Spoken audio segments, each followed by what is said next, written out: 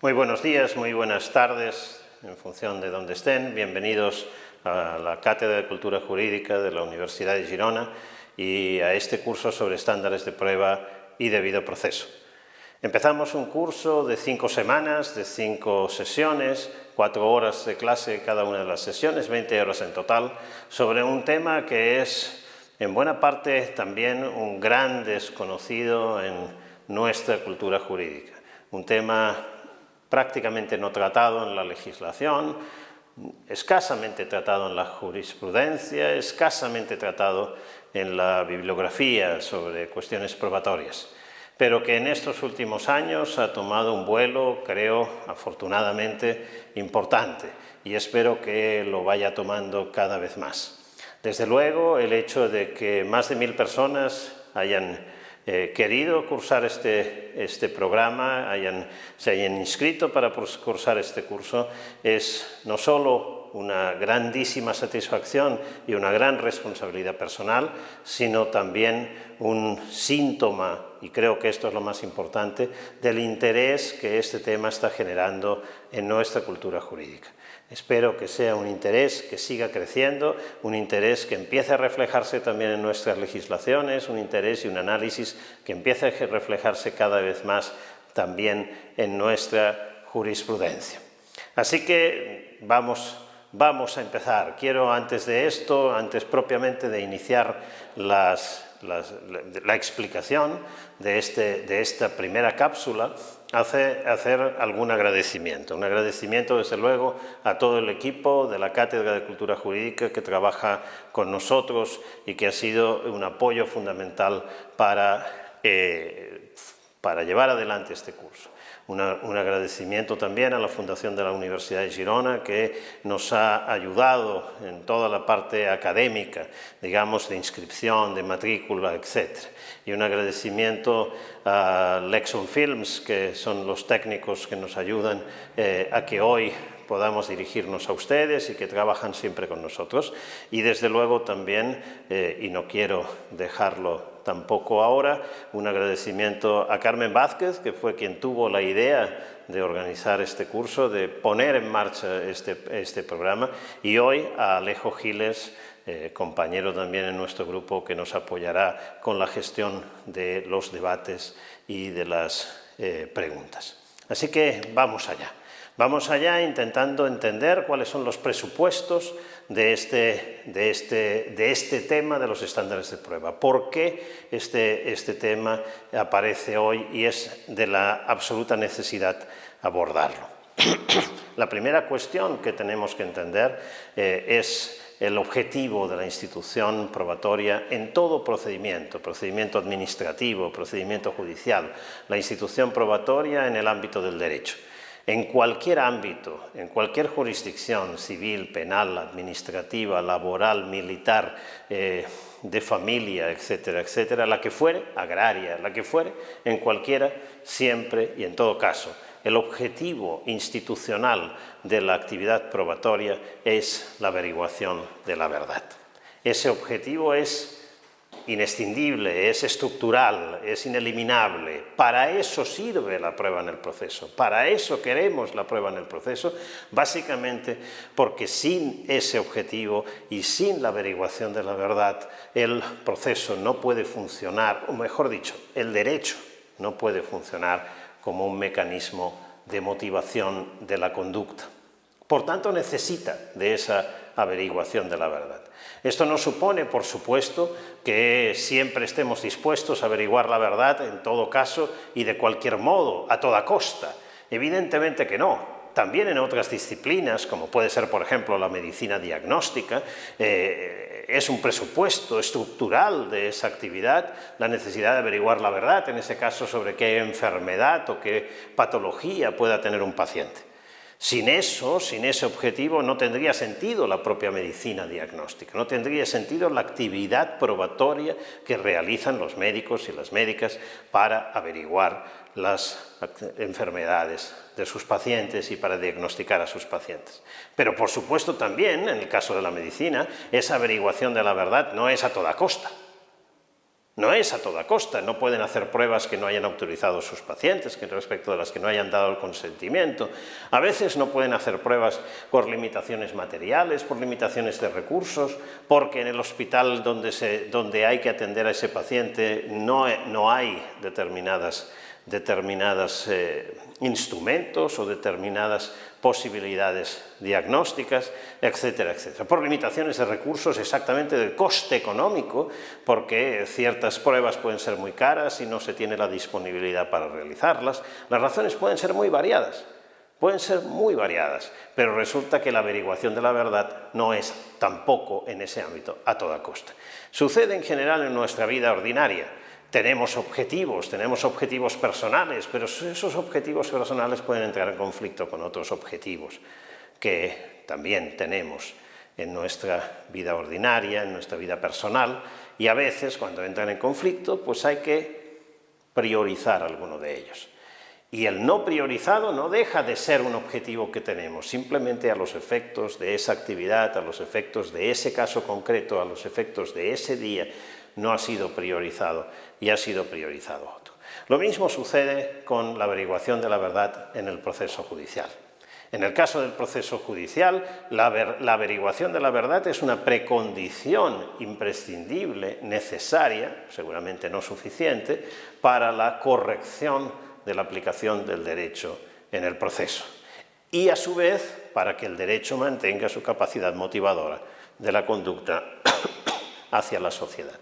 Pero esa condición necesaria, a veces ese objetivo de la averiguación de la verdad, a veces se sacrifica o a veces se sacrifican ciertas posibilidades de averiguar la verdad o una cierta probabilidad. Estamos dispuestos a disminuir la probabilidad de averiguar la verdad, por ejemplo, cuando excluimos prueba ilícita, por ejemplo, cuando cerramos un proceso y ya no se puede reabrir porque hay sentencia firme, por ejemplo, cuando aplicamos los plazos procesales, por ejemplo, cuando ponemos límites a la forma en que se tiene que practicar una prueba, etcétera, etcétera.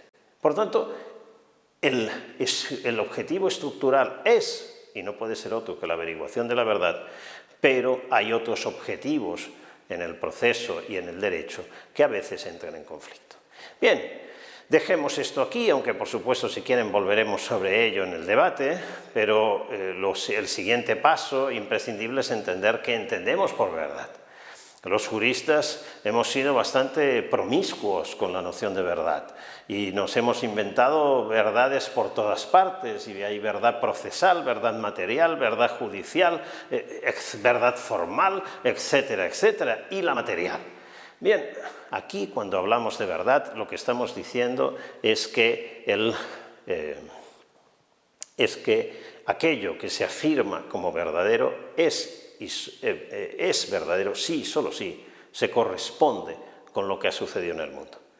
Es decir, el enunciado Juan ha matado a Pedro es verdadero si, solo si, en el mundo ha sucedido que Juan ha matado a Pedro.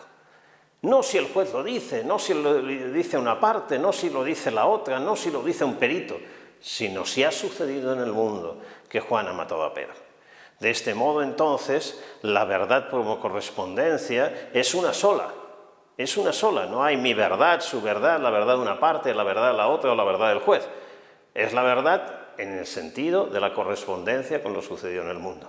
Y por otro lado, es siempre absoluta, nunca relativa. Los enunciados no son un poquito verdad o un poquito no verdad o un poquito falsos. Simplemente o son verdaderos o son falsos y tertium non datur. Simplemente o es el caso que Pedro ha matado a Juan o no es el caso que Pedro ha matado a Juan. O es el caso que María cruzó la calle con el semáforo en rojo o no es el caso que María cruzó la calle con el semáforo en rojo. Ahora bien, aunque la verdad sea absoluta, aunque el valor de verdad sean solo dos, verdadero y falso, y no haya terceros ni grados, el conocimiento sí que es gradual. Es decir, lo que es gradual es la cantidad de información que tenemos en apoyo de la verdad o la falsedad de que Pedro ha matado a Juan. Puede ser que tengamos poca información, puede ser que esa poca información además sea de poca calidad. Y entonces que el grado de apoyo epistémico de la afirmación Pedro ha matado a Juan sea un grado bajo. O puede ser, en cambio, que tengamos una alta corroboración, un acervo probatorio muy contundente, abundante, rico y fiable, que nos permita afirmar que Pedro ha matado a Juan con una altísima probabilidad. Ahora bien, el razonamiento probatorio es siempre probabilístico, porque nunca, jamás, en ningún caso, por rico y abundante y fiable que sea el acervo probatorio disponible, podremos alcanzar certezas racionales sobre los hechos. La doctrina clásica, en especial procesal, la doctrina procesalista, había destacado las limitaciones del proceso como un mecanismo de averiguación de la verdad. Y desde luego el proceso nos impone limitaciones, pero estas no son las más importantes. No es el proceso lo que hace que no podamos tener certezas racionales sobre los hechos. Son las limitaciones del conocimiento humano. En cualquier ámbito de la experiencia, también en la ciencia y también en aquellas disciplinas científicas que nos aportan un mayor grado de corroboración, que nos dan una fiabilidad más alta, como puede ser, por ejemplo, la genética, también en esos ámbitos las conclusiones que se alcanzan son probabilísticas. Y son probabilísticas al menos por dos razones. Primera, porque nunca podemos tener certezas racionales de que no haya una hipótesis alternativa a aquella que se está considerando, aquellas que se están considerando que hoy no hemos considerado. Una hipótesis alternativa que puede ser simplemente una hipótesis desconocida, que puede ser una hipótesis basada en elementos de conocimiento que hoy no tenemos, o que puede ser simplemente que no hemos pensado en ella. Nunca podemos tener certezas racionales de que todas las hipótesis sobre los hechos existentes han sido consideradas. Y por tanto siempre puede haber una hipótesis alternativa a aquella que estamos considerando probada, que en realidad sea la verdadera. En segundo lugar, nuestro conocimiento tiene presupuestos científicos, por ejemplo. Imaginemos en las pruebas genéticas. La prueba genética nos dice, por ejemplo, que la probabilidad, en realidad ellos hablan siempre en términos de likelihood ratio, la verosimilitud, la ratio de verosimilitud de que Juanito sea hijo de Pepito, que el grado de probabilidad es X, que el grado que tiene una ratio de verosimilitud de X. Y ese X suele ser altísimo en materia genética. Pero claro, esa asignación de probabilidad es dependiente de la corrección de los presupuestos de la ciencia genética. Y de la corrección de los presupuestos no solo teóricos, sino también acerca, por ejemplo, del funcionamiento de los instrumentos que se utilizan en esa disciplina. Si mañana descubrimos que la información que estábamos dando por correcta quizás no lo era, o que la fiabilidad que estamos atribuyendo a ciertos mecanismos o a ciertas tecnologías quizás no era tanta, entonces tendremos que reasignar y revalorar la probabilidad a la que estábamos llegando y nos daremos cuenta que quizás estábamos atribuyendo una probabilidad del 99% y en realidad es una probabilidad del 80 o del 60 o del 30. Todo depende de lo que haya que revisar. Nunca jamás un acervo probatorio, por rico y abundante y fiable que sea, nos va a permitir alcanzar certezas racionales sobre los hechos. La historia de la ciencia es la historia de hipótesis que en algún momento se han considerado científicamente probadas y que a la luz de nueva información, que a la luz de nuevos descubrimientos hemos considerado posteriormente que no estaban probadas o directamente que eran falsas. ¿Por qué vamos a suponer que si esto sucede con la ciencia, no puede suceder en cualquier otro ámbito de la experiencia y en particular también en el proceso. El conocimiento que adquirimos en el proceso y en cualquier otro ámbito de la experiencia es un conocimiento que tiene grados de apoyo y, por tanto, el razonamiento que realizamos sobre los hechos es siempre probabilístico. En alguna ocasión he escuchado y he leído también algunos autores que dicen, bueno, si se afirma que lo que nos da la prueba en el proceso es una probabilidad, entonces estamos perdiendo las exigencias propias de las garantías procesales. Las garantías procesales hacen que para que podamos considerar que está probada una hipótesis, tenemos que haber alcanzado la certeza. Bueno, claro, fíjense, hablaremos de certezas hoy en esta sesión, porque si de lo que estamos hablando es de la certeza subjetiva, de la certeza psicológica, de ese estado mental de certeza que podemos tener cada uno de nosotros, pues lo que hay que decir es que no hay una relación entre la certeza subjetiva de un sujeto y la verdad de una hipótesis. Yo puedo estar convencido firmemente al grado de la certeza de muchas cosas falsas, y al revés, puedo tener un gran acervo probatorio rico y fiable a favor de una determinada hipótesis y no creerla, no tener ni siquiera, ya no la certeza, sino ni siquiera la creencia acerca de ella. ¿Por qué? Bueno, porque no hay una conexión necesaria entre nuestras certidumbres personales y la verdad de las hipótesis. Es por esto que decir que el juez o la jueza tiene que adquirir la certeza acerca de los hechos, si es de lo que hablamos, de certezas psicológicas, de certezas personales, el estado mental de certeza, simplemente esto no es garantía de nada, ni para el imputado, ni para la víctima, ni para el demandante, ni para el demandado, en cualquier tipo de procedimiento, porque no hay una vinculación entre las certezas personales, psicológicas, entre los estados mentales de cualquier sujeto y la verdad. Volveré sobre esto más tarde. Entonces, certezas psicológicas, certezas racionales no se pueden adquirir. O mejor dicho, certezas psicológicas no nos sirven para justificar las decisiones. Y certezas racionales no podemos tener porque nunca hay un apoyo, un grado de corroboración completo que no admita posibilidad de error. Con lo cual, insisto, el razonamiento probatorio es siempre probabilístico. Decir esto no es disminuir las garantías, es simplemente constatar cómo es nuestro conocimiento. Y a partir de ahí las garantías, y de garantías hablaremos hoy también, las garantías las tenemos que construir y tenemos que construir unas garantías adecuadas para ese tipo de razonamiento. Y la primera cuestión y la primera garantía que necesitamos es precisamente la de la determinación del umbral de suficiencia probatoria. Necesitamos determinar, dado que el conocimiento es gradual, dado que el apoyo probatorio de las distintas hipótesis sobre los hechos siempre es gradual, necesitamos determinar cuándo ese apoyo probatorio, cuándo el grado de corroboración de una hipótesis es suficiente.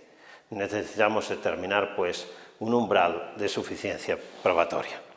Los estándares de prueba son reglas, es decir, normas que determinan ese umbral de suficiencia probatoria para cada tipo de decisión, para cada tipo de proceso, para cada tipo de decisión jurídica o judicial.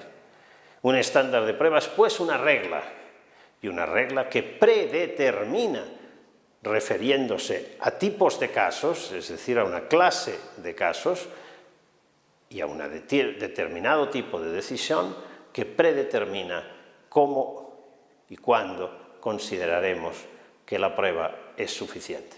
¿Bajo qué condiciones vamos a considerar suficiente la prueba? No solo la prueba para la decisión final, es decir, para una decisión en sentencia judicial, si es que estamos hablando del proceso, sino a los efectos de la decisión que estamos tomando.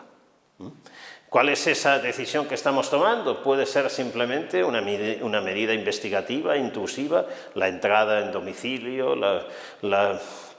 el registro domiciliario, el registro corporal de una persona. Puede ser una medida cautelar, una prisión preventiva o la anotación preventiva de embargo en el procedimiento civil. Puede ser la decisión de abrir juicio oral.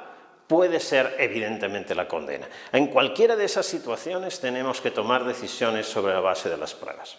Y esto me permiten ahora que abra un paréntesis para aclarar la propia noción de prueba que estoy utilizando.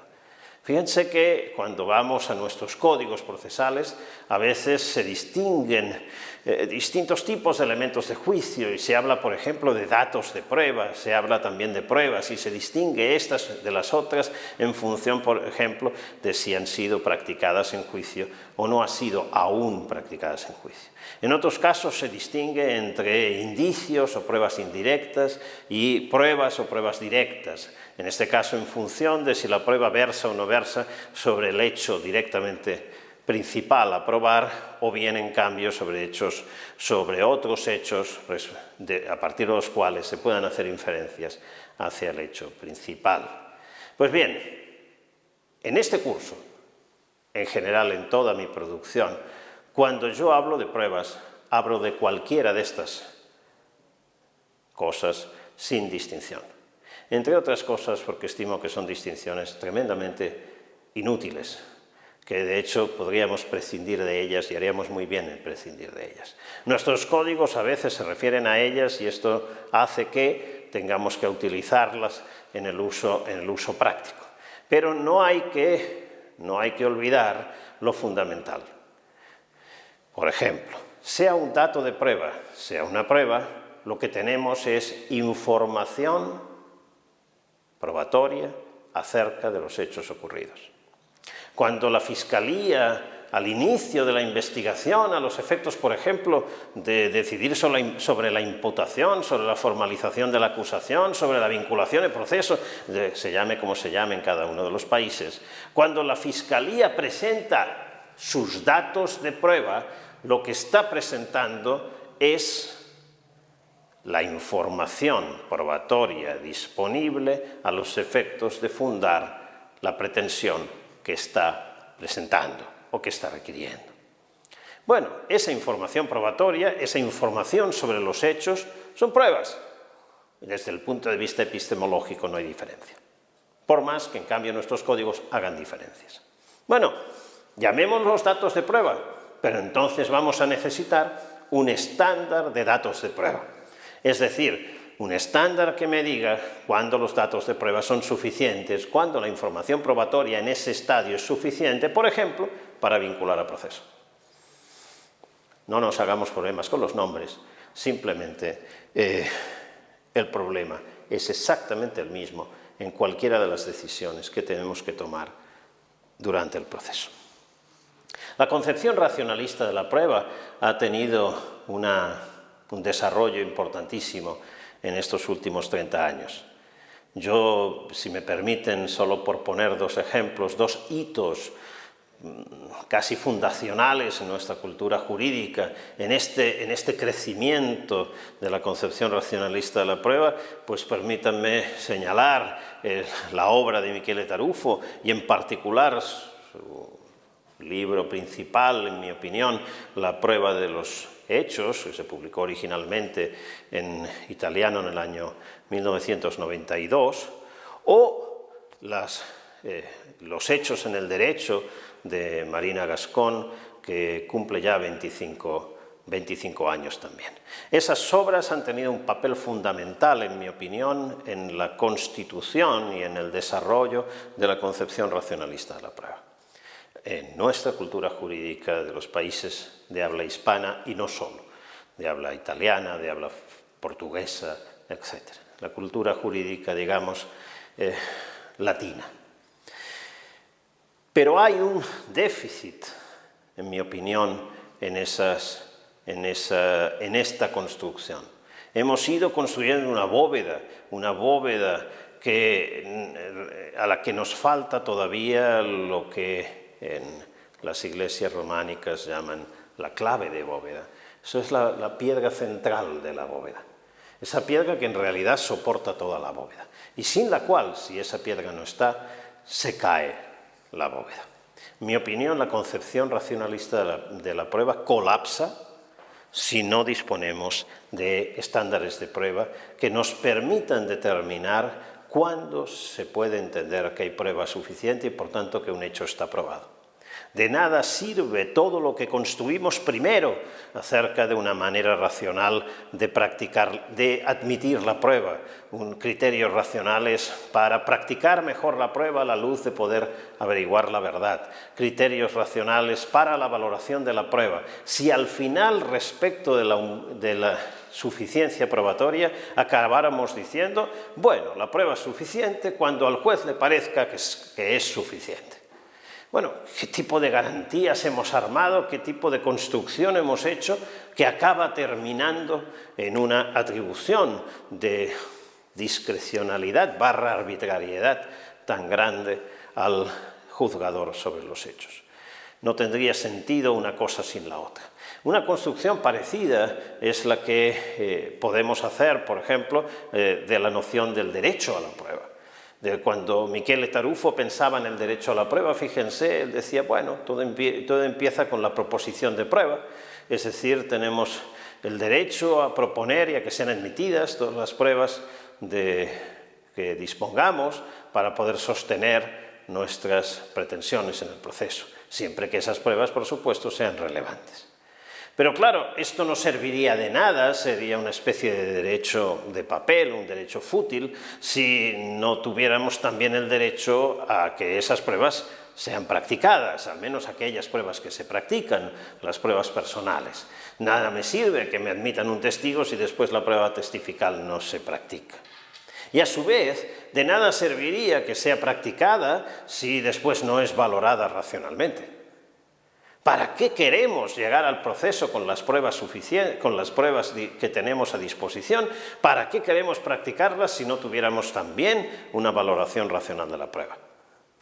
Y por supuesto, y por final, también necesitamos que la valoración de la prueba, que la decisión probatoria sea tomada de un modo, no solo de modo racional, sino también motivada, para que a través de la motivación podamos controlar el cumplimiento de esa valoración racional.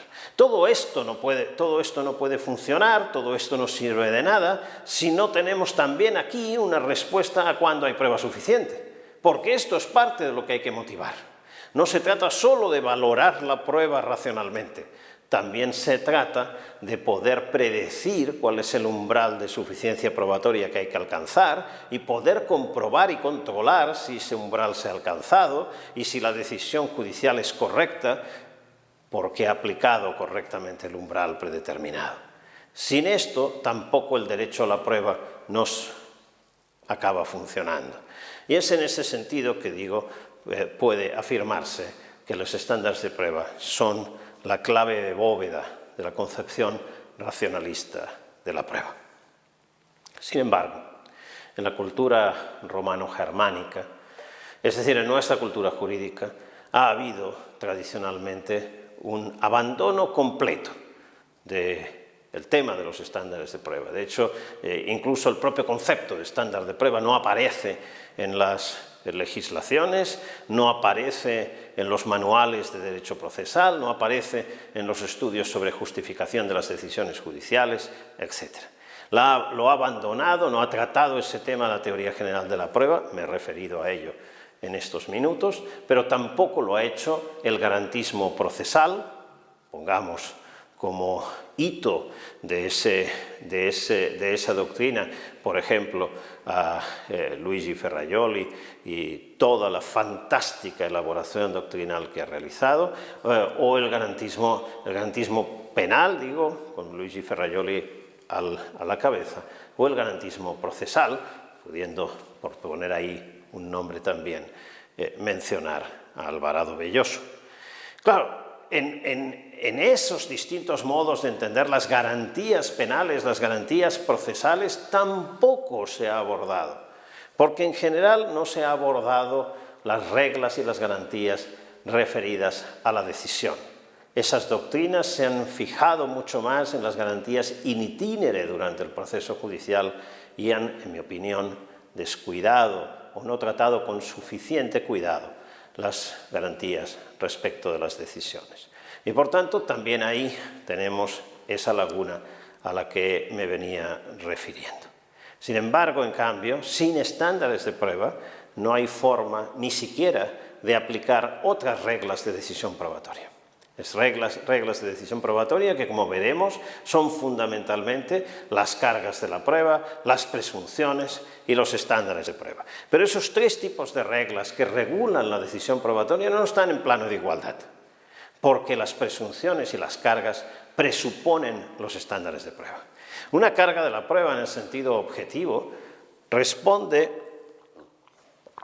a la pregunta acerca de quién pierde si no hay prueba suficiente. El juez o la jueza que tiene que resolver un caso, resuelve el caso sobre la base de la carga de la prueba cuando previamente ha determinado que la prueba presentada en el proceso no es suficiente para acreditar ninguna de las hipótesis en conflicto. Pero ¿cómo puede determinar que no es suficiente la prueba respecto de ninguna de las hipótesis en conflicto si no sabemos cuándo es suficiente la prueba? Es decir, si el estándar de prueba está indeterminado. Si el estándar de prueba está indeterminado, no podemos aplicar tampoco las reglas de la carga de la prueba. Y lo mismo sucede con las presunciones. Fíjense, por ejemplo, en una presunción juris tantum clásica, que contiene muchos sistemas jurídicos. La denominada presunción de conmoriencia a los efectos sucesorios cuando dos o más personas han muerto en un mismo accidente. A los efectos de la sucesión, muchos de nuestros sistemas jurídicos prevén una explícita presunción que establece que, si dos o más personas mueren en un mismo accidente, se presumirá que han muerto a la vez, salvo prueba en contrario. Claro, hay que probar que han muerto en el mismo accidente y hay que determinar para aplicar la presunción que han muerto en el mismo accidente y que no hay prueba suficiente de que no han muerto a la vez. Que hay prueba suficiente de que han muerto en el mismo accidente y que no hay prueba suficiente que derrote la presunción, es decir, que no hay prueba suficiente de que han muerto a la vez. Pero para hacer esto hay que saber cuándo hay prueba suficiente. Es decir, hay que tener determinada la regla que establece los umbrales de suficiencia probatoria. Claro, y sin esto, si no están determinadas, tampoco es posible motivar integralmente la decisión. Veremos también, llegaremos a la motivación, y ahora eso estoy haciendo simplemente un panorama. Pero para motivar la decisión tengo que justificar la fiabilidad que atribuyo a cada una de las pruebas. Esto es justificar la valoración individual de la prueba. Tengo también que justificar qué grado de corroboración esas pruebas otorgan en su conjunto a las distintas hipótesis sobre los hechos que están en conflicto en el proceso. Pero esto no es suficiente. Esto subdetermina la decisión. La decisión no queda determinada por estos dos primeros pasos, porque nos falta algo más. Nos falta conocer si el grado de corroboración alcanzado por las distintas hipótesis es suficiente o no es suficiente para poderlas considerar probadas. Y evidentemente, para justificar este último paso, para motivar este último paso en el proceso judicial, necesito incorporar el estándar de prueba y poder justificar que se cumple el umbral de suficiencia probatoria y por eso declaro la hipótesis probada, o bien no se alcanza ese umbral y por eso no declaramos la hipótesis como probada. Sin estándares de prueba, todas estas piezas de nuestro armazón, de nuestro diseño procesal, no pueden funcionar adecuadamente. En cambio, cuando nos dirigimos a nuestras legislaciones, cuando vamos al Código de Procedimiento Penal, cuando vamos al Código de Procedimiento Civil, al Código de Procedimiento Laboral, con la pregunta acerca de la suficiencia probatoria, buscando respuesta a esta cuestión acerca de cuándo es suficiente la prueba para una determinada decisión, lo que encontramos suele ser tremendamente pobre. Las respuestas que encontramos en la legislación y habitualmente también en la jurisprudencia son respuestas que habitualmente apelan a elementos subjetivos, a estados mentales del decisor, a estados mentales de las personas juzgadoras, sean estas jueces profesionales o jurados, a las creencias, a la convicción, a la íntima convicción, etc., a la certeza moral. Las palabras van a ser distintas, pero en realidad están apelando a un estado mental de creencia en que esos hechos han sucedido o no han sucedido. Por tanto, un elemento subjetivo propio del decisor y no intersubjetivamente controlable. Y en segundo lugar, son formulaciones que tienen también un defecto de una vaguedad tan amplia, de un grado tan amplio de vaguedad que es incompatible con la función de un estándar de señalar un umbral de suficiencia probatoria. Si vamos a los ejemplos concretos, nos podemos referir de momento, aunque veremos respuestas específicas de nuestras legislaciones de distintos países, de momento nos podemos referir a cosas como la íntima convicción, que tantas veces se usa tanto para el civil como para el penal, cada vez se apela menos a ella en el penal quizás, pero aparece continuamente. La sana crítica, también de nuevo, apelación que aparece tanto para el civil como para el penal. El más allá de todo razonable para el penal. La prueba clara y convincente, elemento estándar de prueba para algunos tipos de casos civiles en Estados Unidos, o la prueba prevaleciente, o la probabilidad prevaleciente, o el más probable que no, que se aplica habitualmente para el procedimiento civil. En todos esos casos aparecen elementos de subjetividad. Elementos de subjetividad porque todos esos casos son interpretados de un modo que tienen que ver con las creencias del sujeto. Es decir, por ejemplo, en el caso del más allá de todo razonable o incluso de prueba clara y convincente o de prueba prevaleciente, se suelen interpretar en la doctrina anglosajona, tanto estadounidense como inglesa, etc., se suelen interpretar en términos subjetivos, en términos del estado mental del juzgador, sea juez o sea jurado. Esto es, más allá de todo razonable, indicaría algo así como una firme convicción, mientras que la prueba prevaleciente indicaría que la persona cree que esa hipótesis es más probable que la hipótesis contraria. Por tanto, interpretados de ese modo, esas formulaciones de estándares de prueba son netamente subjetivos y no intersubjetivamente controlables.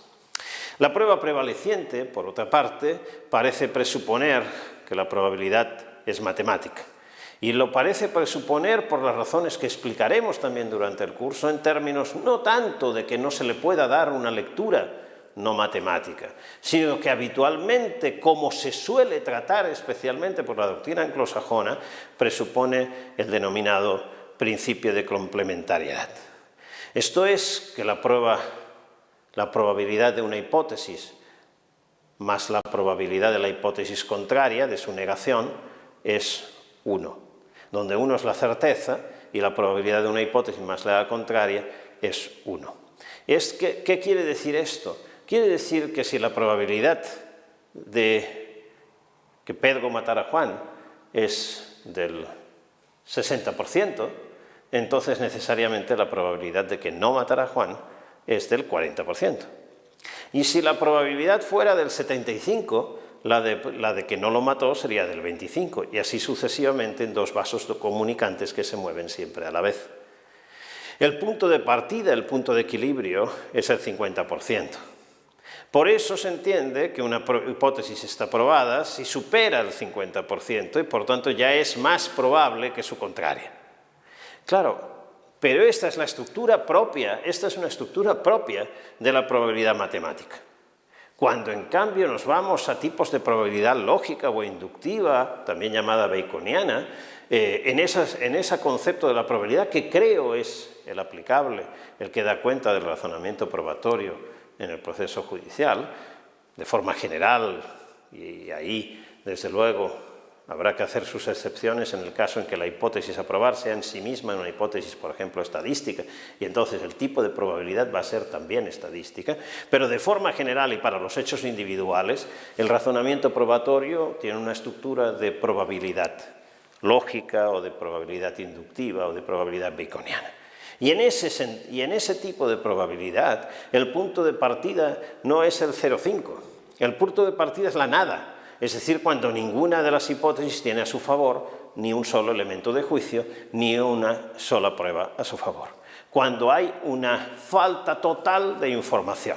Ese es el punto de partida. El punto de partida está en el suelo. Cuando alguna de las dos hipótesis adquiere alguna prueba a su favor, aunque sea débil, aunque sea de escasa fiabilidad, pero tiene alguna información a su favor, esa hipótesis ya es más probable que la otra, simplemente porque la otra sigue en la nada y esta tiene algo a su favor. Pero esto ya, esa probabilidad prevaleciente, ¿sería suficiente para declararla aprobada? Si la respuesta es que no, quiere decir que no estamos jugando al juego del 50%, sino que estamos jugando al juego de la probabilidad baconiana. Y en ese juego de la probabilidad baconiana, solo decir que la probabilidad es prevaleciente parece no ser suficiente. Entonces, también ahí deberíamos reajustar algunas cosas importantes. ¿Para qué necesitamos los estándares de prueba en el proceso? ¿Por qué no los tenemos? Ya lo hemos estado viendo. ¿Por qué nos crean problemas? Pero, ¿y para qué los necesitamos? ¿Cuál es exactamente su papel en el proceso y cuáles son sus funciones? Para explicar esto, creo que convendrá hacer un pequeño repaso a una noción, a una clasificación de los momentos o de las fases de la actividad probatoria en el proceso judicial. Por supuesto, cada código procesal, y a veces también cada teórico, cada estudioso del derecho procesal, porque aquello de que cada maestrillo tiene su librillo aplica también aquí, pues cada código procesal puede hacer las clasificaciones de etapas probatorias que estimen convenientes sus autores. Por supuesto, se pueden clasificar en 3, se pueden clasificar en 6 o en 18, todo depende del criterio de clasificación que se haya utilizado o que se quiera utilizar. Para distinguir entre los momentos de la actividad probatoria o estas fases de la actividad probatoria que les voy a presentar, es crucial el criterio de qué hacemos con la prueba en cada una de esas fases. Por supuesto, podemos distinguir no 3, que serán las que les presentaré, sino 6, 9 o 18, pero estaremos entonces adoptando algún otro criterio de clasificación. El criterio de clasificación que les propongo es un criterio que atiende al tipo de actividad que realizamos con la prueba en el proceso. Y me parece que las actividades que realizamos son, en todos los casos, 3.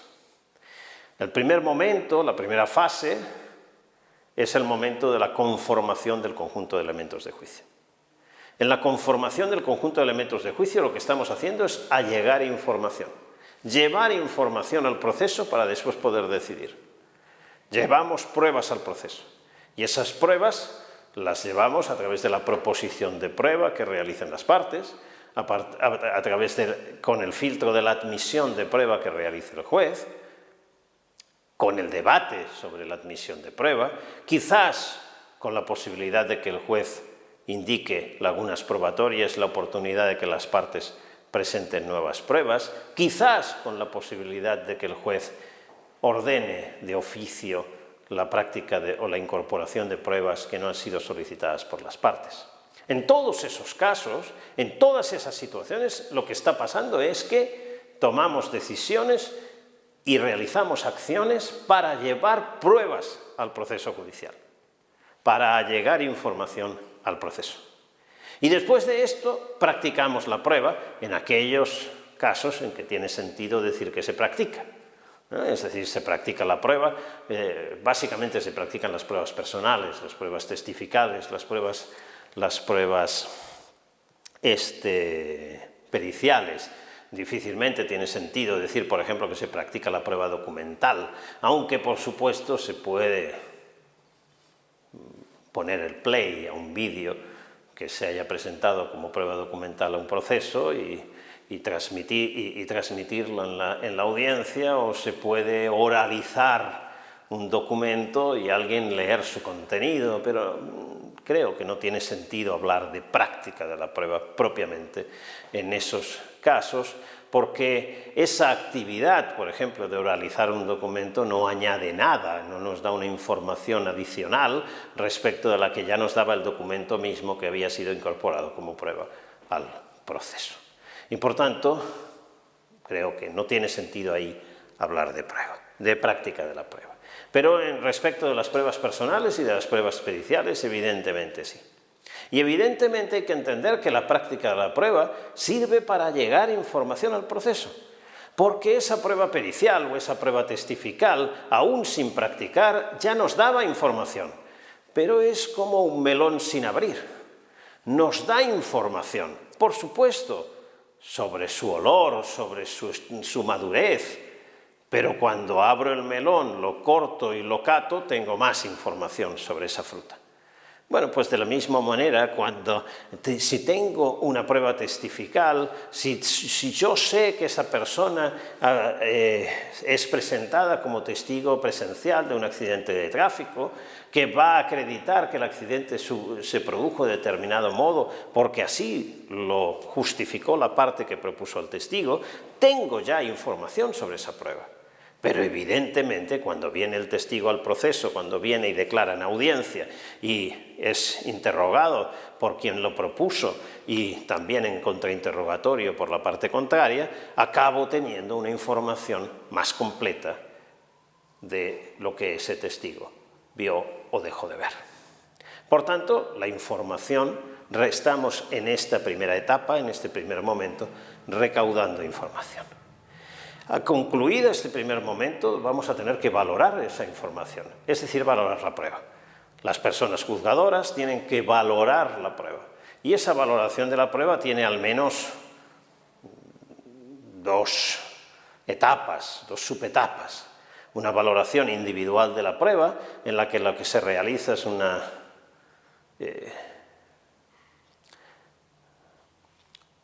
atribución de fiabilidad a cada uno de los medios de prueba presentados al proceso.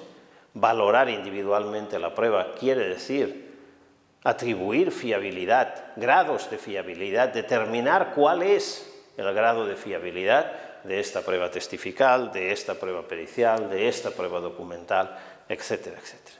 Y hecho esto, tengo que determinar cuál es el grado de corroboración de las distintas hipótesis sobre los hechos a la luz del conjunto de pruebas presentadas al proceso.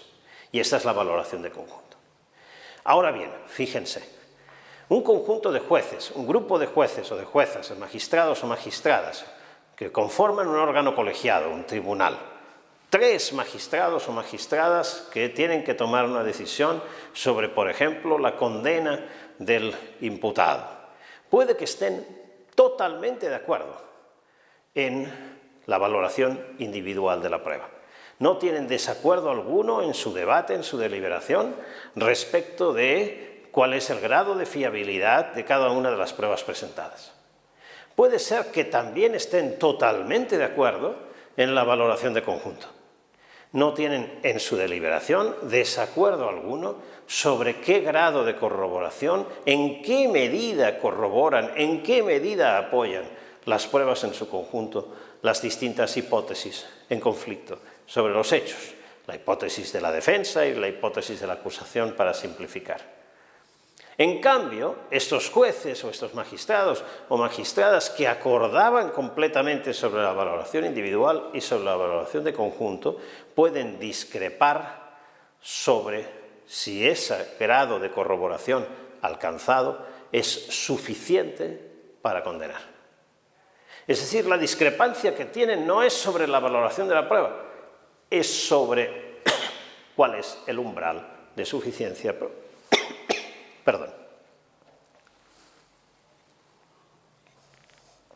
¿Cuál es el umbral de suficiencia probatoria? Por tanto, ¿qué me dan los estándares de prueba? ¿Qué papel juegan los estándares de prueba? Pues inciden, regulan, determinan cuándo hay prueba suficiente y, por tanto, aportan criterios de justificación de las decisiones probatorias en ese tercer momento de la actividad probatoria. Son imprescindibles para poder determinar la suficiencia probatoria, para poder aplicar las cargas de la prueba, para poder aplicar presunciones. Son imprescindibles para decidir. Los estándares de prueba en ese caso, entonces, por tanto, tienen como función una función de aportar criterios de justificación. Le dan a los jueces y a las juezas los criterios de justificación de la suficiencia probatoria que tendrán que utilizar en su decisión.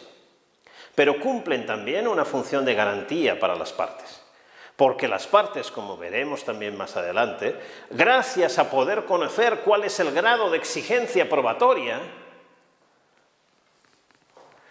que aplica para ese proceso y para esa decisión, podrán organizar su estrategia procesal, su estrategia probatoria. Podrán saber, por ejemplo, si las pruebas de que disponen o las pruebas de que dispone la parte contraria se estiman suficientes, se pueden estimar suficientes, porque con esas pruebas se puede alcanzar el grado de corroboración necesario establecido por el estándar de prueba. Podrán también utilizar esta previsión acerca de la suficiencia probatoria, incluso para decidir si inician proceso o no inician proceso en un procedimiento civil, por ejemplo, porque estiman que las pruebas que pueden llegar a tener de los hechos que fundan sus pretensiones no van a satisfacer, no van a ser suficientes para satisfacer el estándar de prueba requerido. Pero, por supuesto, también, si las partes tienen que entrar a negociar, si las partes entran a negociar, sea en un proceso civil o, por ejemplo, en un procedimiento abreviado, en el proceso penal, tendrán que saber cuál es la probabilidad de que, si no aceptan la oferta que les está realizando la otra parte y, por tanto, van a juicio, puedan acabar ganando el juicio, o bien, en cambio, cuál es la probabilidad de que lo pierdan.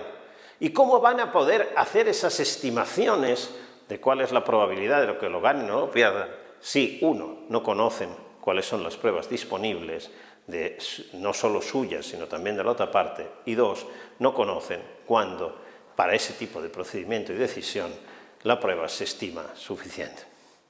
Y claro, fíjense, la Corte Interamericana, también la europea, por otro lado, el Tribunal Europeo de Derechos Humanos, ha establecido que hay, al menos para el proceso penal, un derecho al recurso, donde un recurso amplio, llámese como se llame, pero que debe permitir revisar tanto las cuestiones de hecho como de derecho, en su integridad. Esto es, la parte tiene un derecho a poder decir que la decisión probatoria adoptada por el juzgador de primera instancia es una decisión errónea, porque no había prueba suficiente y en cambio declaró probados los hechos, o porque sí había prueba suficiente y en cambio no declaró probados ciertos hechos. Pero ¿cómo va a poder la parte decir que la decisión y fundamentar que la decisión es errónea porque ha aplicado mal el estándar de prueba si no sabemos cuál es el estándar de prueba? ¿Cómo va a poder decir la parte que no estaban probados los hechos si no sabemos cuándo hay prueba suficiente para considerarlo así? ¿Cómo va a poder decir la parte que sí estaban probados a pesar de que no se dio por probado si no sabemos cuándo hay prueba suficiente para considerarlo así? Por tanto, el estándar de prueba ocupa un papel de garantía hacia las partes. Y fíjense que antes me refería a las lagunas del garantismo penal y del garantismo procesal, que habían puesto más interés en las garantías in itinere y no en las garantías sobre la decisión final. Y aquí, en cambio, respecto a los estándares de prueba, estamos poniendo la atención en el papel que como garantía tienen los estándares de prueba respecto de las decisiones.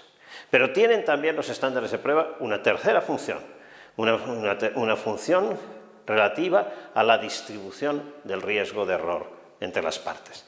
De esto se habla muy poco, porque se habla muy poco de los errores, porque como se ha pensado tradicionalmente que la prueba está vinculada con la certeza, entonces si hay certeza, por oposición no hay error. Pero una vez entendemos que el razonamiento probatorio es siempre probabilístico y que por tanto siempre es posible que eso que consideramos probado al fin en realidad sea falso, que ese enunciado que consideramos probado en realidad sea falso o que ese hecho que hemos considerado sucedido y probado en realidad no haya ocurrido. Si esto es siempre posible, entonces quiere decir que siempre hay riesgo de error. Pero ese riesgo del error no se tiene que distribuir necesariamente de forma paritaria entre las partes. Por supuesto, cuando decimos, por ejemplo, que preferimos 10 culpables absueltos en el proceso penal que un inocente condenado, lo que se llama la Blackstone Ratio, lo que estamos diciendo es que preferimos el riesgo del error de absolver a un culpable al riesgo del error de condenar a un inocente. Y el estándar de prueba produce precisamente, tiene también la función precisamente de distribuir ese riesgo del error. Cuando el estándar de prueba, si tenemos, por decirlo de otro modo, si tenemos la preferencia de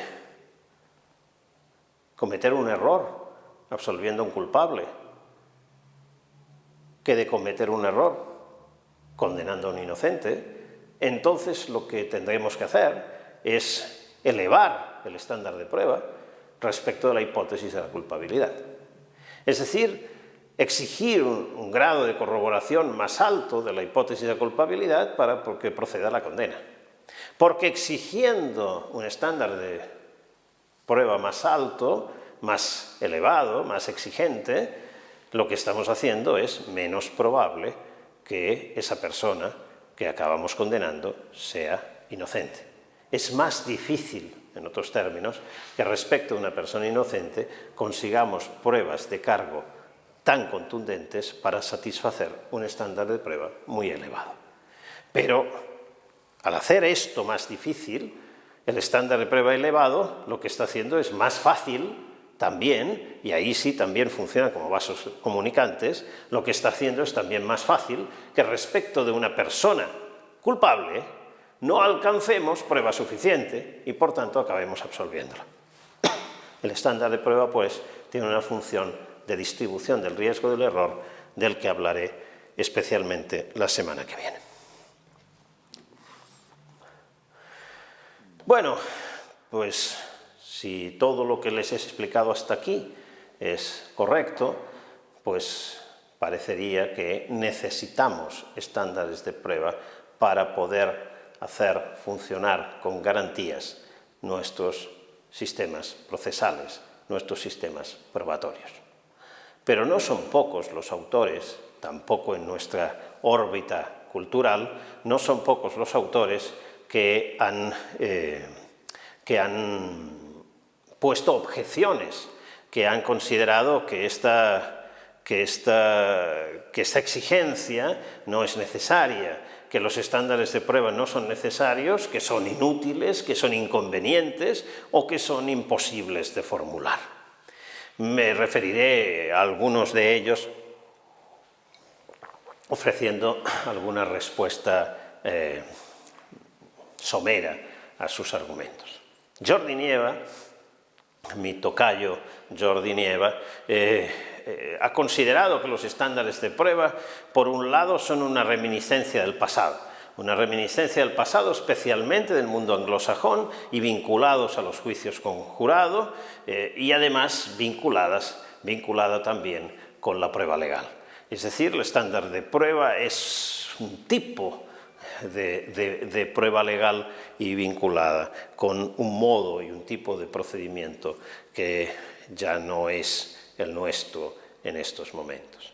Bueno, que el origen de los estándares de prueba lo podamos situar en un cierto momento histórico y para una cierta utilidad no quiere decir en absoluto que conceptualmente no sean necesarios o que no puedan tener hoy otra utilidad en nuestros sistemas o que, aunque el origen estuviera en ciertos sistemas, no puedan funcionar para otra cosa en otros sistemas. Por lo tanto, la cuestión, digamos, histórica me parece que nos dice poco respecto a la cuestión más bien conceptual que les he planteado hasta aquí. Y en cambio, la vinculación de los estándares de prueba con las reglas de prueba legal me parece un error conceptual.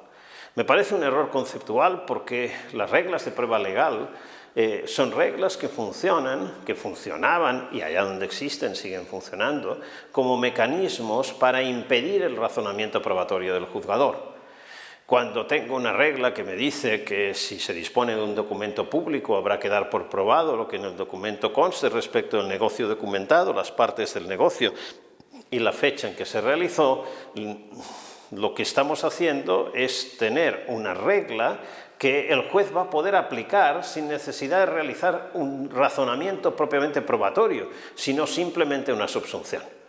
La regla nos dice que si hay documento público, dese por probados esos extremos. El juez tiene que constatar simplemente que se le ha aportado un documento público al proceso y, en consecuencia y por subsunción y aplicación de esa regla, dar por probados esos extremos.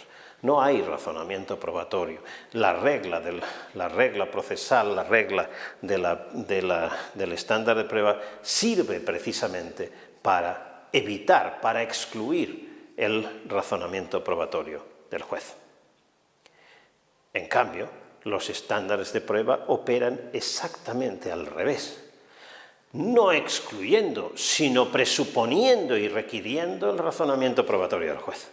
El estándar de prueba no dice que cuando haya una determinada prueba en el proceso se dé por probado X. El estándar de prueba lo que me dice es cuando se entiende qué resultado probatorio se puede entender como suficiente para declarar probado un determinado hecho. Pero tendrá que ser el juez el que haga la valoración individual de la prueba, el que haga la valoración de conjunto de la prueba, que determine cuál es la fiabilidad de cada una de las pruebas presentadas y que determine cuál es el grado de corroboración que esas pruebas aporten a las distintas hipótesis. Solo después de esto, con ese grado de corroboración alcanzado, podremos aplicar el estándar de prueba y decir si ese grado es suficiente o no es suficiente. El estándar de prueba no excluye y no impide el razonamiento probatorio del juez, sino todo lo contrario. Lo requiere y lo presupone. Por tanto, diría que esta objeción no es una objeción que resulte satisfactoria, que resulte admisible. Juan Carlos Bayón ha presentado una objeción algo menor respecto a la anterior, diciendo, ok, a veces necesitamos estándares de prueba, pero solo necesitamos la formulación explícita de un estándar de prueba en la legislación y su explicitación, por tanto, también en la jurisprudencia, si queremos diseñar un sistema que sea más que mínimamente sensible a la distribución del riesgo del error. Entiende Juan Carlos Bayón que un sistema es mínimamente sensible a la distribución del error cuando simplemente es indiferente a la distribución del error entre las partes. No le importa más el error en un proceso de responsabilidad civil, por ejemplo, queremos evitar los errores, pero en el caso en que nos equivoquemos, básicamente no tenemos preferencia porque se produzca un error en favor del demandante o un error en favor del demandado. Por tanto, no tenemos una sensibilidad al riesgo del error que sea mayor que la mínima posible, es decir, la paridad.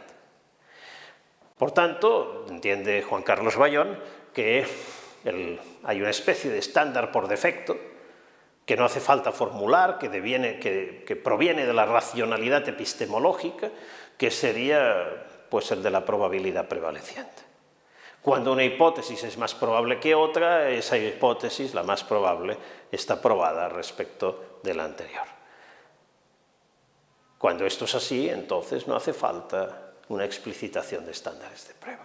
Ahora bien, cuando en cambio resulta que nos importan más unos errores que otros, queremos y tenemos una preferencia por evitar con mayor énfasis unos errores que otros, como puede ser, por ejemplo, en el caso de los errores de falsas condenas y falsas absoluciones en el proceso penal, entonces sí necesitaríamos una formulación explícita de un estándar de prueba que es más que mínimamente sensible a la distribución del error, que sirva para establecer esa distribución asimétrica.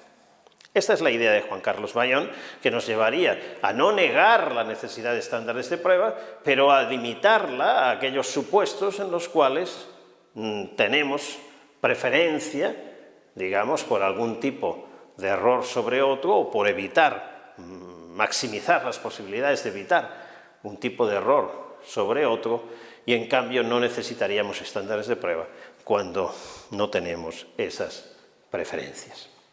Creo que esto también es discutible, porque, en primer lugar, si existiera ese estándar de prueba por defecto, lo que estaríamos diciendo no es que no necesitamos un estándar de prueba, sino que ya por defecto aplica un estándar de prueba. Es decir, por defecto aplica el estándar de prueba de la probabilidad prevaleciente si no se dice otra cosa, ¿no? Por tanto, más que suponer que no necesitamos para ese tipo de casos estándares de prueba, es porque lo que estaríamos diciendo es que está implícito en la racionalidad epistemológica un determinado estándar de prueba. Pero esto incluso me parece que podría ser discutido, porque la idea en la que insiste Juan Carlos Bayón de la probabilidad prevaleciente como mínimo racional supone que tenemos claro qué significa la probabilidad prevaleciente. Y no es en absoluto claro qué significa la probabilidad prevaleciente o cuáles son las condiciones en las que puede ser considerada una hipótesis como prevalente, probablemente tener más probabilidad que una hipótesis contraria. Hay requisito de peso, hay requisito de lo que Susan Haack llama comprehensividad del acervo probatorio. No lo hay, basta con cualquier prueba. ¿Cuáles son las hipótesis a considerar? ¿Solo las hipótesis de una parte y de la otra que han considerado? ¿Solo una y su negación? ¿Todas las hipótesis imaginables sobre los hechos?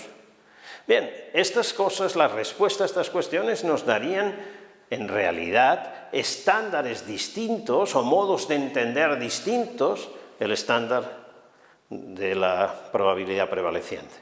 Lo veremos en los días sucesivos, veremos formulaciones de este tipo. Claro, y entonces, ¿cuál de todos estos es el estándar por defecto? No está respondida esta pregunta, evidentemente, y por tanto no nos puede servir tampoco es que no se explicite, porque si no se explicita no sabemos cuáles son las condiciones del estándar. Eric Liljequist, un autor norteamericano, estadounidense, ha realizado, especialmente respecto del más allá de todo razonable, pero su análisis creo es perfectamente extendible a cualquier otro tipo de estándar o cualquier otro estándar para procesos no penales, ha realizado una argumentación que creo vale la pena considerar. Liljequist parte de la constatación de que las formulaciones habituales de estándares de prueba son extremadamente vagas. Él está pensando en esas formulaciones que se utilizan en el derecho procesal o en el derecho de la evidence law, el derecho probatorio estadounidense. El más allá de todo lo razonable, la prueba clara y convincente, la prueba prevaleciente o el más probable que no. Bueno, dice Liljequist, son tremendamente vagos estos estándares y en sus trabajos presenta estudios empíricos incluso que mostrarían hasta qué punto sujetos distintos, jueces y jurados están entendiéndolos de formas distintas, es decir, dentro de esa vaguedad o precisamente gracias a esa vaguedad, pues personas distintas, juzgadores distintos, interpretan de modo totalmente diverso cuál es el grado de exigencia probatoria que esos estándares imponen. Bueno, pero a diferencia de lo que yo sostengo, de lo que he sostenido hasta aquí, de lo que sostendré en los próximos 4 días, a Liljequist esta vaguedad y esta imprecisión le parece un rasgo positivo. porque esto permite disponer de lo que él denomina estándares de prueba flexibles.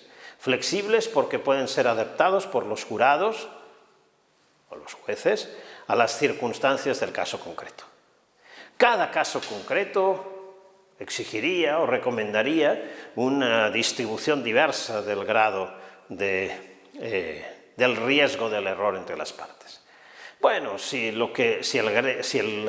estamos dispuestos a atribuir mayor o menor riesgo de error a una decisión o a otra en función de cuál sea la gravedad del daño si nos equivocamos, cuanta mayor sea la gravedad del daño si nos equivocamos, más seguros queremos estar y por tanto el estándar de prueba lo vamos a elevar. Si esto es así, entonces hay que considerar que la gravedad del daño, si nos equivocamos, pues por ejemplo es distinta si estamos pensando de una persona muy mayor, que quizás le queden pocos años de vida, o de una persona joven que tiene toda la vida por delante.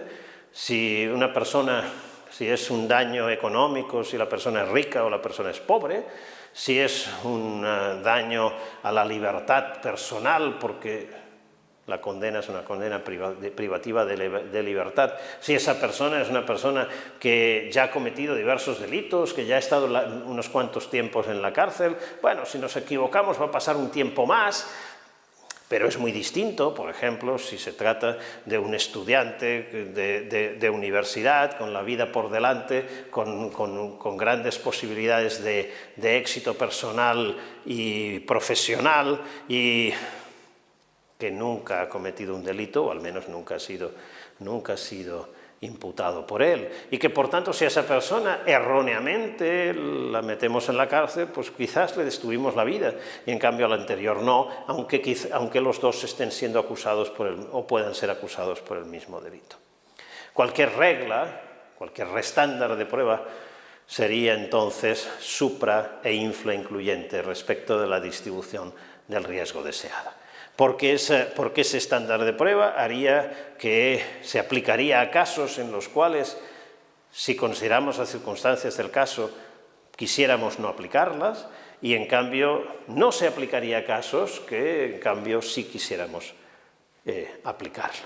Y es por esto que él dice, Lillquist, bueno, pues tener un estándar de prueba vago, una formulación extremadamente vaga, tiene la utilidad de que los juzgadores del caso concreto pueden adaptar ese estándar a las circunstancias de cada caso. Y algo parecido teoriza Jojo Clay.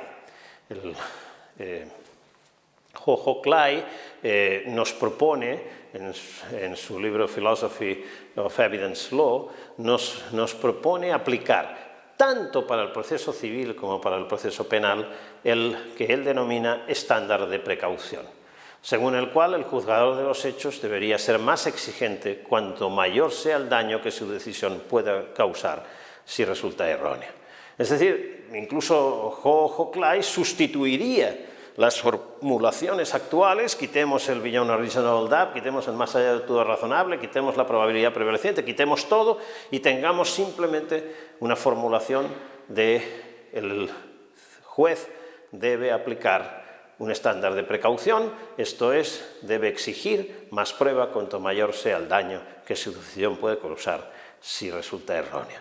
Pero es el juzgador del caso el que, caso a caso, tendrá entonces que tomar decisiones sobre cuál es el grado de exigencia probatoria. También Daniel González Lagier o Diego de Ibecki han formulado algunas objeciones a esta estrategia que quiero presentarles de formulación de estándares de prueba, pero volveré más tarde sobre sus argumentos.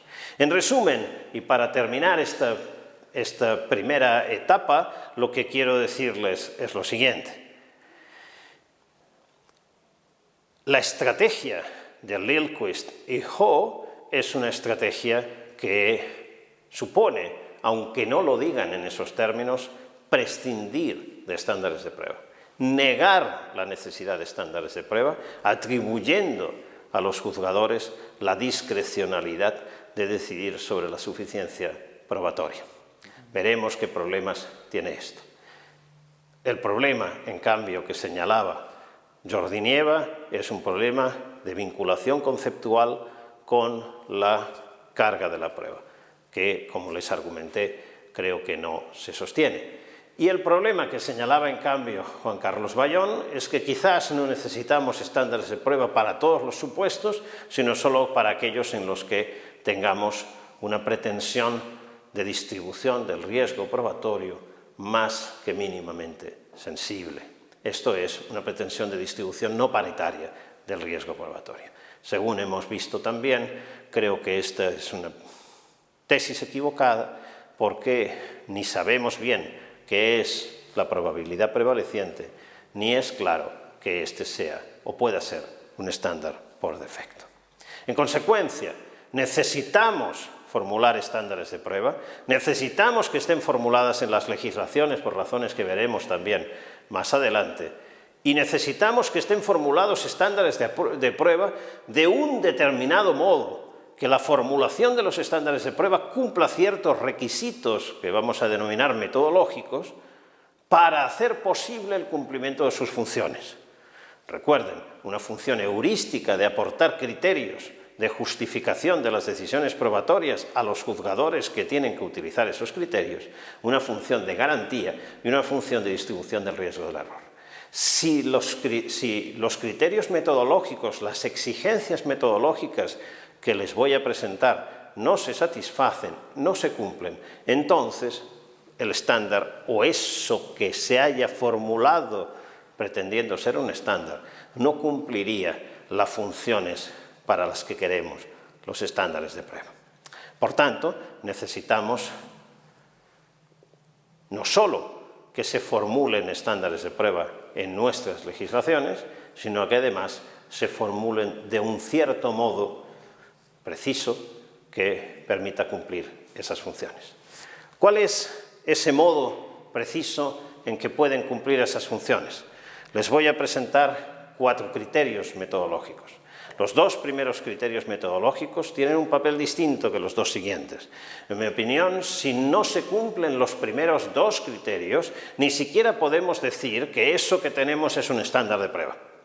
Es decir, son criterios conceptuales de lo que es un estándar de prueba.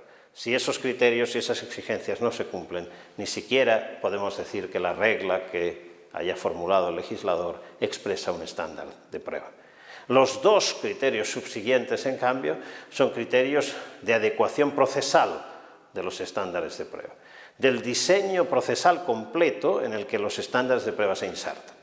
Para que en ese diseño procesal completo los estándares de prueba puedan cumplir sus funciones, necesitamos un modo específico de inserción en el diseño. Y ahí entraremos a los 2 siguientes apartados, a los 2 siguientes criterios. Pero creo que llegados hasta aquí puede ser un buen momento para hacer una parada, para hacer un primer stop y a partir de aquí escuchar las preguntas que ustedes puedan tener.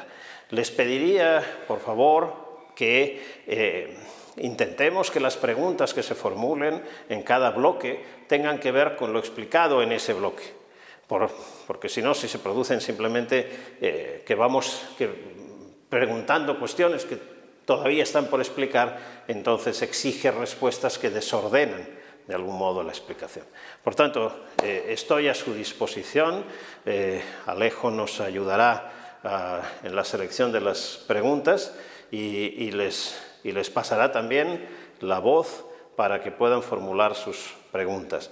Recuerden que, como les expliqué también en la primera conexión, este curso se graba íntegramente, también para su uso y para usos posteriores.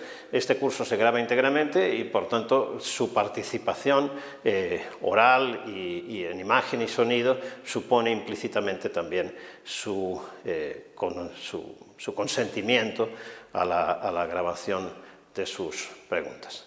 Estoy a su disposición. Hemos ido recibiendo algunas preguntas. Comenzará Ana Intriago a formular la suya.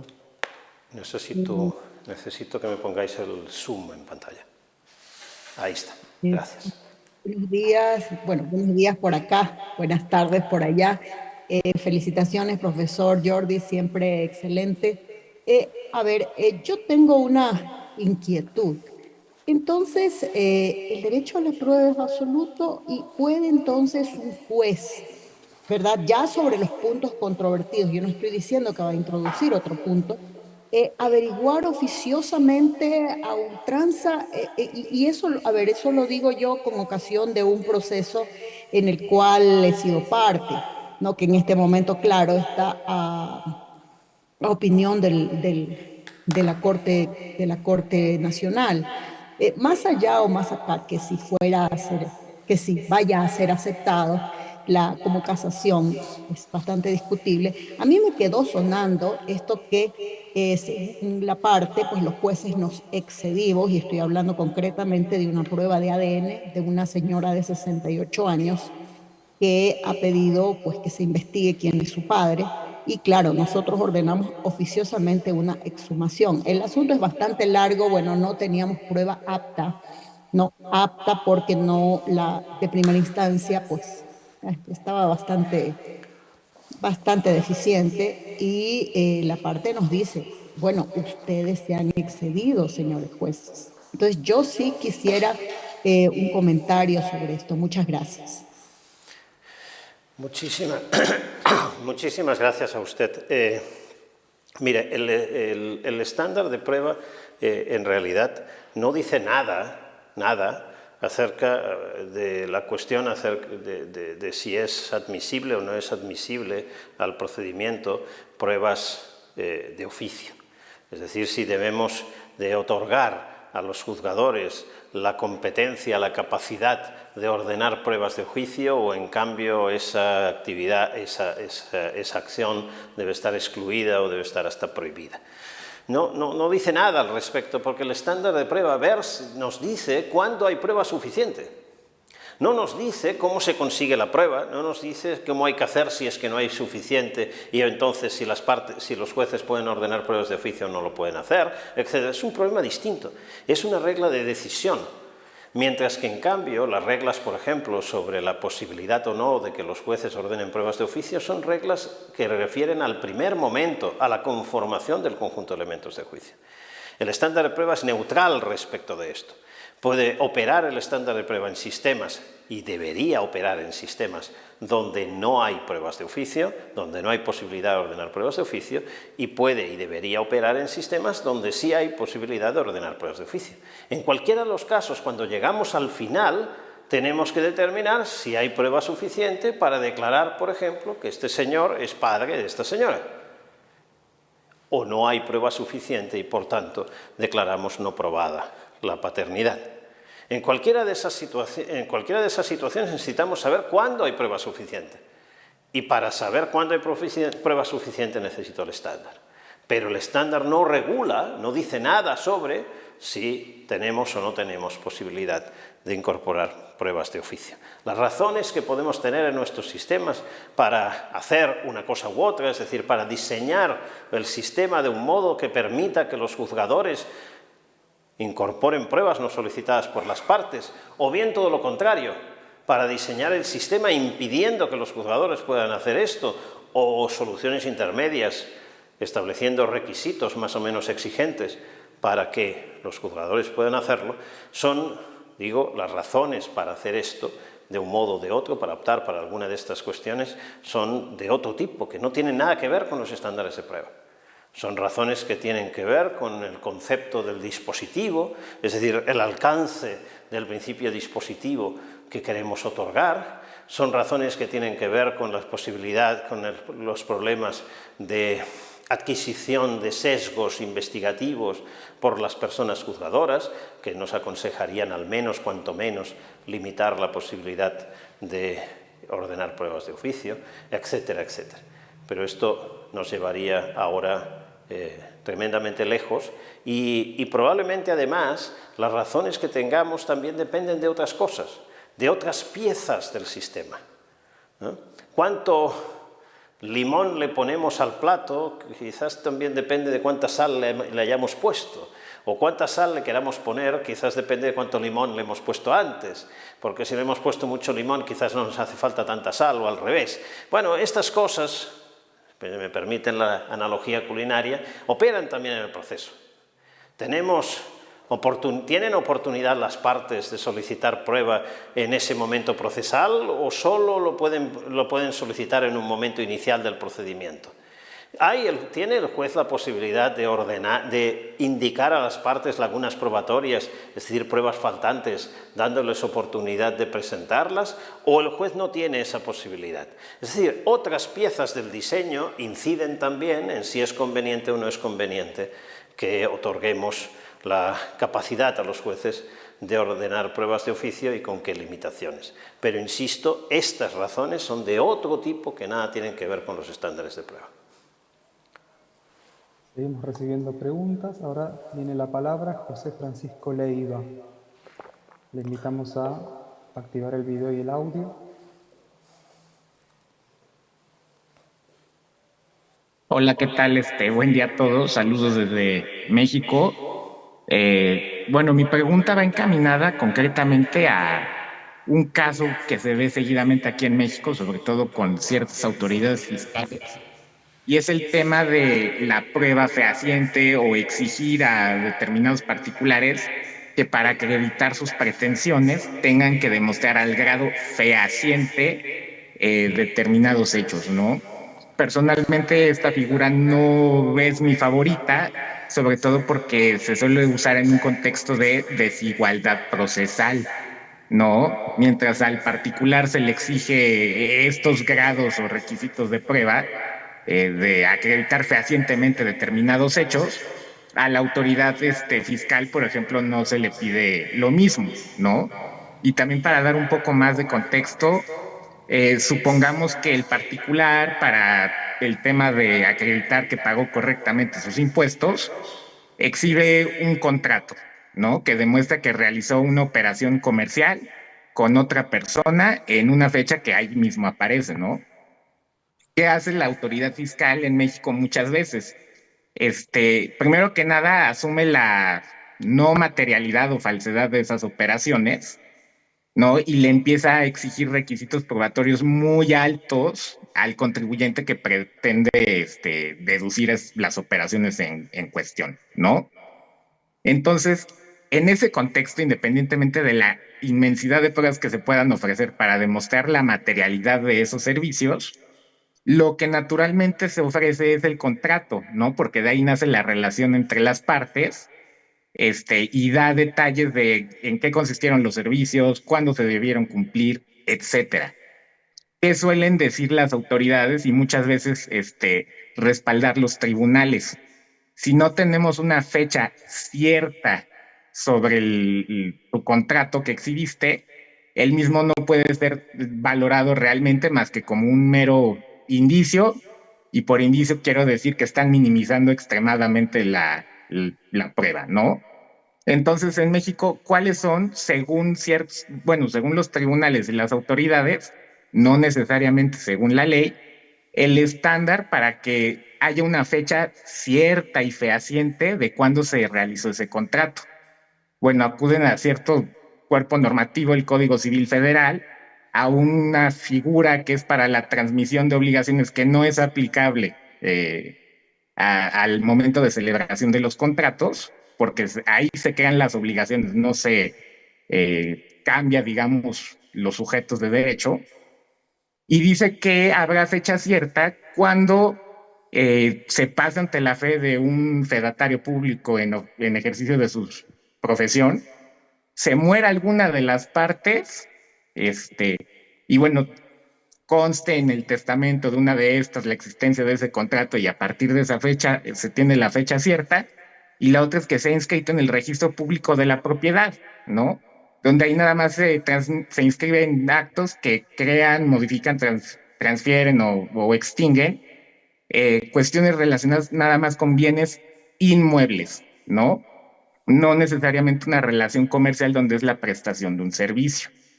Aquí me interesa mucho saber la opinión del doctor Jordi, porque a mí no se me hace, primero que nada, nada justo como establecer esos requisitos probatorios a una de las partes en un litigio contencioso administrativo, en especial porque ni siquiera la ley, como ya lo mencioné, lo prevé concretamente para el momento de celebrar un contrato, que tú a fuerzas lo tengas que llevar ante notario, y por eso quería saber la razonabilidad de este tipo de prácticas o figuras, cómo influye en la igualdad procesal y hasta qué punto puede ser un disparate o una necesidad. Muchísimas gracias por su pregunta. Fíjese que, bueno, pronunciarme sobre las prácticas administrativas y procesales tributarias mexicanas, pues seguramente es casi sería un atrevimiento excesivo por mi parte. Pero en este caso algún conocimiento tengo de esas prácticas y de esas regulaciones, a razón de que estoy dirigiendo un trabajo final de máster, del máster de razonamiento probatorio, precisamente apuntando a ese mismo punto. Quiero entonces decir que, bueno, mi conocimiento es indirecto y seguramente no todo lo afinado que se debería. Pero vaya la respuesta. Desde luego, decir que la prueba debe ser fehaciente no es formular un estándar de prueba. A mí me queda totalmente, digamos, me quedo en el absoluto desconocimiento respecto de cuál es el grado de exigencia probatoria para poder decir que una prueba es fehaciente. Si lo que quiere decir es que nos da certeza, entonces volveríamos al argumento de que certezas psicológicas no sirven de nada y certezas racionales no se pueden alcanzar, y por tanto tampoco esto podría ser. ¿Exactamente qué quiere decir? Lo mismo respecto a que la fecha sea cierta. Una cosa que la fecha sea cierta podría querer decir que la fecha esté determinada, pero otro problema es cómo se prueba que estaba determinada la fecha, y por tanto todavía no nos arregla el problema. En esa materia, hasta donde conozco, la legislación tributaria mexicana establece una presunción, lo que parecería ser una presunción, o al menos está redactado en términos de presunción, diciendo algo así como que cuando el supuesto prestador del servicio no tiene bienes o recursos o no tiene los instrumentos necesarios para poder prestar el servicio que se supone que prestó y que facturó, entonces se presume la falta de materialidad de la relación. Esto es, que ese servicio no se prestó y que, por tanto, estamos ante facturas falsas que se realizan a los efectos simplemente de obtener una ventaja impositiva. Bien, entonces, a partir de la falta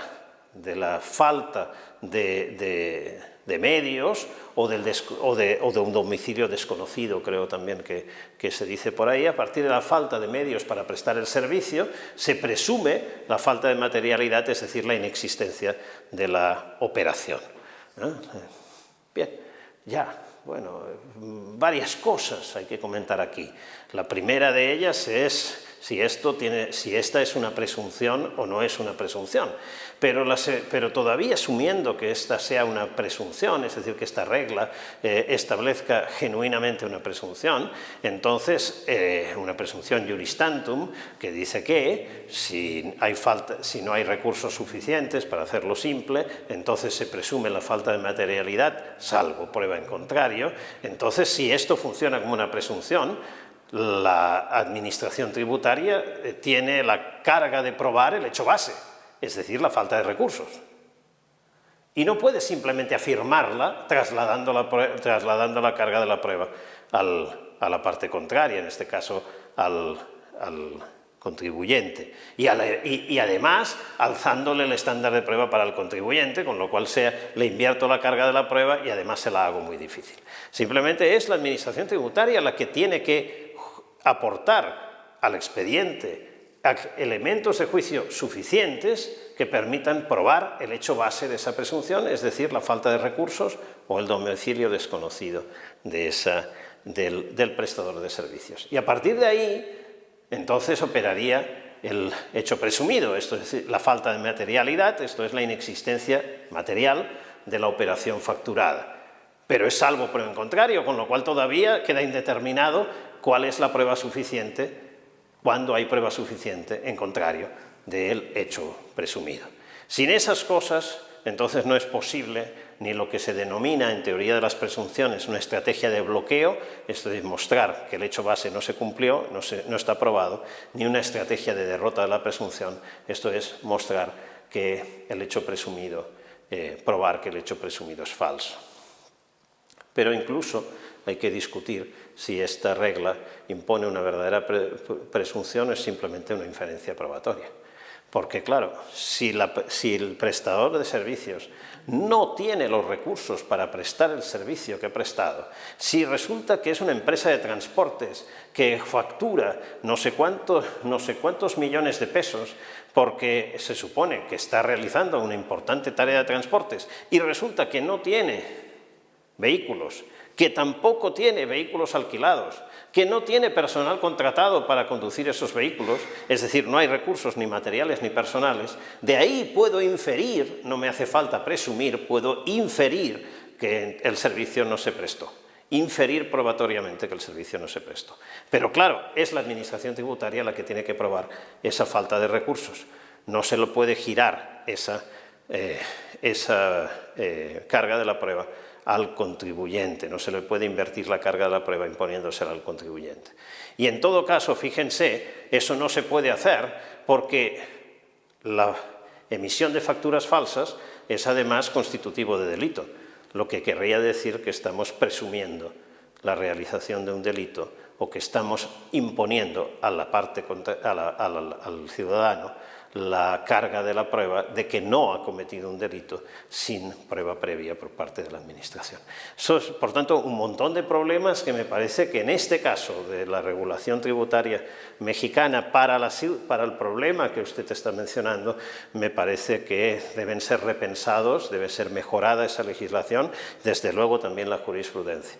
Y aún quedaría pendiente saber y cuándo hay prueba suficiente de la falta de recursos o cuándo hay prueba suficiente de la materialidad. Y esto, desde luego, tampoco es algo ni que conteste la jurisprudencia ni que conteste la legislación, hasta donde yo conozco, y ya me permitirán que ponga ahí el disclaimer de no soy especialista en derecho tributario y mucho menos en derecho tributario mexicano. Gracias, profesor. Ahora tiene la palabra Xiomara Gutiérrez. Les recordamos que les pedimos brevedad en la formulación de las preguntas para que puedan participar la mayor cantidad de colegas posible. No me permite activar el video. Ahora sí. Bien, buenos días desde Costa Rica y buenas tardes para ustedes. La pregunta mía es relacionada con la materia penal. En el Código Procesal Penal nosotros tenemos incorporado el principio de libertad probatoria, que a grandes rasgos lo que establece es que todo se puede probar por cualquier medio lícito. Entonces, la inquietud que me surge es si al momento de formularse estos estándares de prueba, que entiendo tendrían que estar incorporados también en la legislación, se prevé la posibilidad de elementos probatorios que no nos imaginamos que puedan existir. Por ejemplo, tal vez hace 20 años no pensábamos en la inteligencia artificial o todas estas cuestiones. Entonces, a la luz de ese principio de libertad probatoria, ¿cómo se relaciona con los estándares de prueba? Gracias. Muchísimas gracias, Xiomara. Mire, como le contestaba a la primera persona que participó, el estándar de prueba es neutral respecto de los tipos de pruebas. Ahí era respecto si admitíamos o no admitíamos prueba de oficio y ahora pues tiene que ver con los medios de prueba. A veces se plantea la cuestión sobre qué estándar de prueba debemos tener para la prueba digital, qué estándar de prueba debemos tener para la prueba pericial. Miren, este tipo de preguntas son preguntas que obviamente no es la que usted ha formulado, son preguntas que presuponen algo equivocado. Es decir, presuponen que el estándar de prueba aplica a los medios de prueba.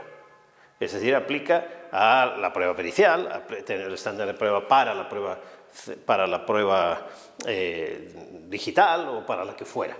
No es el caso. El estándar de prueba no sirve para valorar individualmente la prueba. El estándar de prueba sirve para determinar si un hecho está probado a partir de la valoración de conjunto de la prueba. Esto es, del conjunto del acervo probatorio que tengamos en el proceso. Claro, y lo hace, lo veremos en lo que nos queda de hoy y probablemente el sábado que viene, lo hace apelando al resultado probatorio mínimamente, que es el resultado probatorio mínimo que debe ser alcanzado para que podamos decir que un hecho está probado o no. Y esto es independiente de si tenemos un determinado tipo de prueba o tenemos otro determinado tipo de prueba. Claro, puede suceder que a la luz de nuevas pruebas,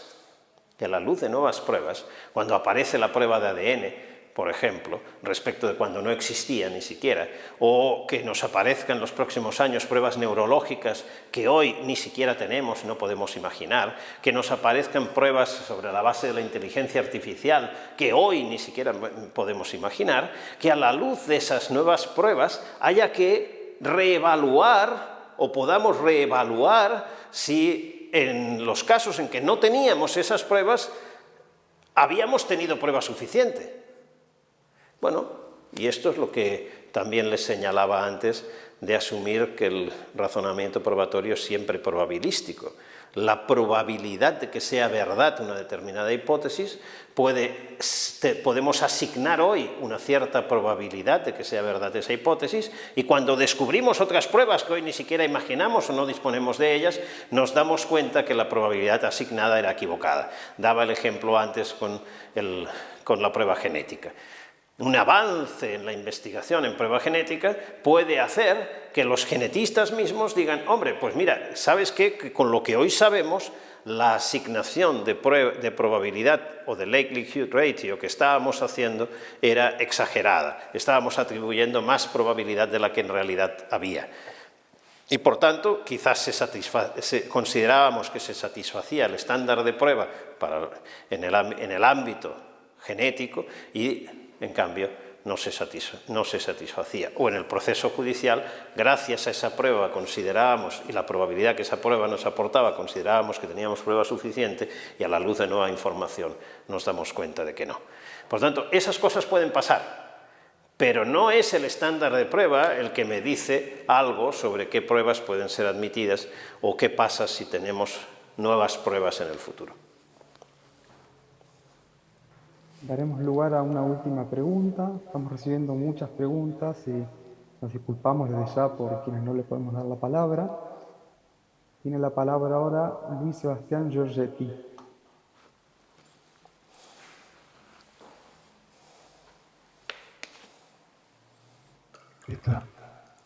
Buenos días desde Argentina, buenas tardes allí. La pregunta que yo tenía estaba relacionada con esta tesis de Lilquist que había expuesto y parte un poco de si la regla de igualdad de trato, digamos, establecida en general en las constituciones, en los derechos humanos, admite normalmente que se hagan algunas categorías o clasificaciones de criterios para seleccionar, digamos, quiénes están en iguales circunstancias y quiénes no. Y en principio la adopción de esos criterios relevantes de distinción es una decisión política. ¿No sería deseable, pregunto contra la teoría de Lilquist, que esa decisión sea tomada por un órgano más democrático como sería un parlamento en lugar de un juzgador profesional? Y también me pregunto si será que esa tesis parte de la base de un sistema como el del jurado popular, donde la representatividad está un poco más, es más democrática, digamos, que en el caso de un juez profesional. Aunque me sigue preocupando la dificultad de tomar en consideración en un texto legal, a través de la elaboración de estos estándares, todas las variables que entran a tallar, digamos, en cuanto a los riesgos de error, que pueden converger entre distintos delitos por su gravedad, por la pena que tienen en expectativa, por ejemplo, en el sistema penal, ¿no? De las personas que están sometidas al proceso, como mencionaba el profesor recién, la gravedad de los hechos, la gravedad de las penas, las dificultades de prueba, las cargas que haya establecidas, las presunciones que haya y otro largo, etcétera. Digo, esta dificultad de poder elaborar de antemano, tener en consideración todas estas variables para poder elaborar estándares ajustados a los casos, o por lo menos a las categorías de casos que pueden presentarse. Gracias. Es muy oportuna su pregunta y su reflexión. Sin duda, además, coincido con usted, porque fíjese que, en mi opinión, la idea de un estándar de prueba flexible en realidad es ya un oxímoron, una contradicción en los términos. Un estándar de prueba debe fijar un umbral de suficiencia probatoria y, en cambio, si es flexible en el modo en que lo entiende Eric Rydquist, es decir, que es suficientemente vago para que en el caso concreto se pueda fijar el umbral o fijar otro, quiere decir que el umbral no estaba fijado por el estándar. Y, por tanto, eso que teníamos pues es una especie de etiqueta, pero que no me determina cuál es el umbral de suficiencia probatoria, que es lo que hace precisamente un estándar. Ahora, Rydquist podría decir, bueno, pues está bien, no lo llame estándares. Prefiero entonces una situación en la que no están prefijados los estándares y se hace caso a caso por los juzgadores. Él tiene un argumento también en relación a los jurados, como usted bien señalaba, porque entiende que, bueno, dado que ese estándar va a ser utilizado además en el caso de las condenas penales, en el que está pensando él, va a ser utilizado y determinado por un jurado, entonces esto le da cierta, digamos, representatividad democrática. Usted también lo mencionaba.